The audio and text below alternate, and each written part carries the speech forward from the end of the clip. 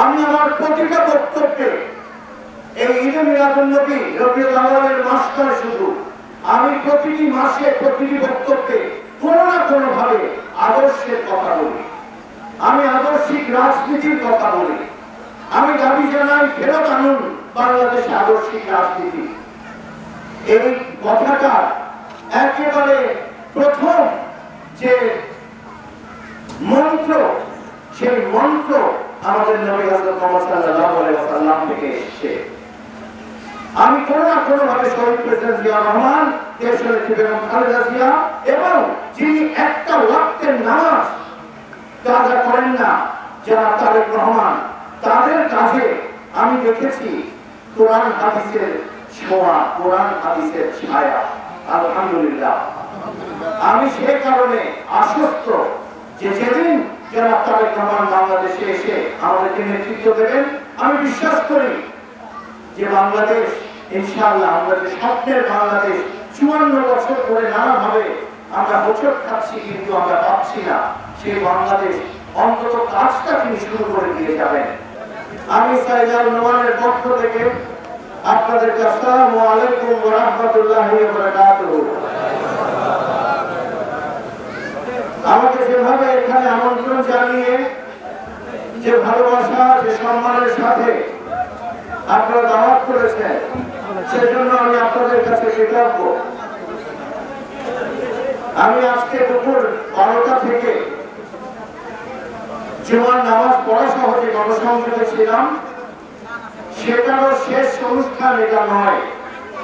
এরপরে আমার আরো 3টা প্রোগ্রামে যেতে হবে এবং আলহামদুলিল্লাহ যে আমার সে সৌভাগ্য হয়েছে, সে সুযোগ হয়েছে, আমি আমার বাবার এই প্রাণের মানুষগুলোর সাথে আমি সম্পর্ক স্থাপনের উদ্দেশ্যে এভাবে প্রতিটি জায়গায় অঞ্চলে অঞ্চলে গিয়ে অনুষ্ঠানে গিয়ে আমি সেই সম্পর্ক স্থাপন করতে পারছি, আলহামদুলিল্লাহ।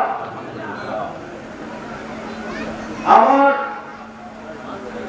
রাজনীতি করবার যে কারণ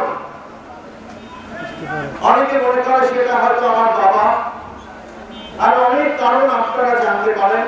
জাতীয়তাবাদী দল, অবশ্যই শহীদ প্রেসিডেন্ট জিয়াউর রহমান, দেশনেত্রী বেগম খালেদা জিয়া এবং ভারপ্রাপ্ত চেয়ারম্যান জনাব তারেক রহমান, তাদের বিভিন্ন ভাবে এখানে প্রভাব আছে। তবে মূল যে কারণ, যে আদি কারণ, যে প্রধান কারণ, সেটি হল মহানবী হযরত মুহাম্মদ সাল্লাল্লাহু আলাইহি ওয়াসাল্লাম, যার উম্মত আমরা এক সৃষ্টিকর্তার সৃষ্টি, অর্থাৎ আমাদের এক আল্লাহ এবং আমাদের সর্বশ্রেষ্ঠ নবী এবং শেষ নবী হযরত মুহাম্মদ সাল্লাল্লাহু আলাইহি ওয়াসাল্লামের আমরা উম্মত। তারই জন্ম মাস, তারই জন্ম দিবসে আমরা আজকের এই অনুষ্ঠান করছি। চট্টগ্রাম বিশেষ করে প্রতিটি এলাকায় যেভাবে ঈদে মিলাদুন নবী পালন করে, সেটা দেখার মতো, সেটা স্মরণ করবার মতো, সেটা অনুসরণ করবার মতো। আমি খুব বিশেষভাবে আমার ধর্ম নিয়ে গর্ব ভরে বলতে পারি না যে আমি স্কলার, আমি পণ্ডিত, সেটা বলতে পারি না, সেটা দাবি রাখতে পারি না।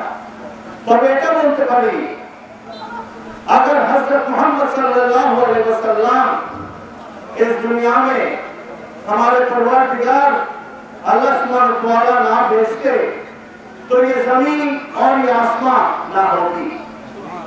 अर्थात যদি আমাদের নবী মহানবী হযরত মুহাম্মদ সাল্লাল্লাহু আলাইহি ওয়াসাল্লাম কে এই দুনিয়াতে আল্লাহ সুবহানাহু ওয়া তাআলা না পাঠাতেন, তাহলে আমরা জন্মাতাম না, এই পৃথিবীকে তিনি সৃষ্টি করতেন না। এতটাই আদরণীয় ছিলেন আমাদের নবী তার কাছে। তাই আমরা যদি তার জীবনকে, তার আদর্শকে, কেননা তিনি চলতে ফিরতে কোরআন শরীফের অবয়ব ছিলেন, তাকে যদি আমরা অনুসরণ করতে পারি, তাহলে রাজনীতির শতভাগ পূর্ণ হয়ে যাবে আমাদের চাওয়া, আমাদের যে কর্মকাণ্ড, আমাদের যে উদ্দেশ্য। সেই উদ্দেশ্যটা কি?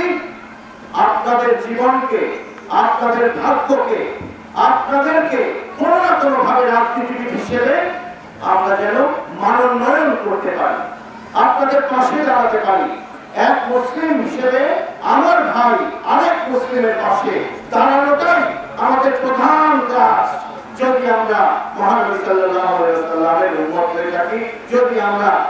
মুসলিম বান্দা হয়ে থাকি। আমরা ঈদে মিলাদুন নবীতে তাই রাজনীতির সর্বশ্রেষ্ঠ পন্থা, রাজনীতির সর্বশ্রেষ্ঠ নেতা তার সম্পর্কে বলার সুযোগ পাই। আপনারা জানবেন, এবং এটা আমি এখানে কোনো কপটতা করছি না, আমি আমার প্রতিটা বক্তব্যে এই ঈদে মিলাদুন নবী রবিউল আউয়ালের মাসটা শুধু আমি প্রতিটি মাসে প্রতিটি বক্তব্যে কোনো না কোনো ভাবে আদর্শের কথা বলি, আমি আদর্শিক রাজনীতির কথা বলি। আমি দাবি জানাই ফেরত আনুন বাংলাদেশে আদর্শিক রাজনীতি। এই কথাটা একেবারে প্রথম যে মন্ত্র, সেই মন্ত্র আমাদের নবী হযরত মুহাম্মদ সাল্লাল্লাহু আলাইহি ওয়াসাল্লাম থেকে এসেছে। আমি কোনো না কোনো ভাবে শহীদ প্রেসিডেন্ট জিয়াউর রহমান, দেশনেত্রী বেগম খালেদা জিয়া এবং যিনি একটা ওয়াক্তের নামাজ কাজা করেন না জনাব তারেক রহমান, তাদের কাজে আমি দেখেছি কোরআন হাদিসের ছোঁয়া, কোরআন হাদিসের ছায়া। আলহামদুলিল্লাহ, আমি সে কারণে আশ্বস্ত যে যেদিন জনাব তারেক রহমান বাংলাদেশে এসে আমাদেরকে নেতৃত্ব দেবেন, আমি বিশ্বাস করি যে বাংলাদেশ ইনশাআল্লাহ, আমরা যে স্বপ্নের বাংলাদেশ 54 বছর ধরে নানাভাবে আমরা হোঁচট খাচ্ছি কিন্তু আমরা পাচ্ছি না, সেই বাংলাদেশ অন্তত কাজটা তিনি শুরু করে দিয়ে যাবেন। কেননা আমরা কেউ 1000 বছর ধরে বাঁচবো না, আমরা শুধু চেষ্টা করতে পারি, আমরা ব্যবস্থাটা শুরু করতে পারি। সেই ব্যবস্থা শুরু করবার মানুষ জনাব তারেক রহমান। মরহুম আব্দুল্লাহ নোমান আপনারা জানেন বাংলাদেশের চট্টগ্রামের একজন নিবেদিত প্রাণ রাজনৈতিক কর্মী ছিলেন। আপনাদের জন্য তার সারা জীবন তিনি বিসর্জন দিয়েছেন, তিনি কাজ করেছেন। তিনি সুখ, ঘরের, পরিবারের, ব্যবসা বাণিজ্য কোনো দিকে তিনি তাকান নাই। এই সব কিছুর সূত্র আমাদের কোরআন হাদিস। অতএব সেই মানুষটার জন্য আপনারা একটু দোয়া করবেন যেন তিনি বেহেশত নসিব হন, বলুন আমিন। আর আমার জন্য একটু দোয়া করবেন যেন আমি আল্লাহ রসুলের পথে যতদিন বেঁচে থাকবো ততদিন যেন সেই পথে আমি হাঁটতে পারি। এই পথ থেকে যেন আমার এদিক ওদিক যেতে না হয়, যেন আমি আমার বাবার মতো একটা জানাজা পাই। যেদিন মারা যাব, যেদিন আমি চলে যাব, সেদিন যেন মানুষ আমার জন্য একটু দোয়া করে বলে তিনি আমাদের জন্য চেষ্টা করেছেন, আমাদের জন্য কষ্ট করেছেন, এতটুকুই আমার অর্জন হবে যাওয়ার সময়। সেই চেষ্টায় আমি আমাকে নিয়োজিত করছি, সেজন্যই আমি আপনাদের সামনে আজও এসেছি। আপনারা দোয়া করবেন আমার জন্য। আপনাদের সাথে আমার বারংবার দেখা হবে, একাধিকবার দেখা হবে, শুধু আজকে শেষ না।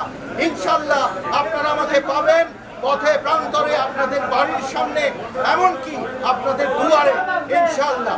আসসালামু আলাইকুম ওয়া রাহমাতুল্লাহি ওয়া বারাকাতুহু।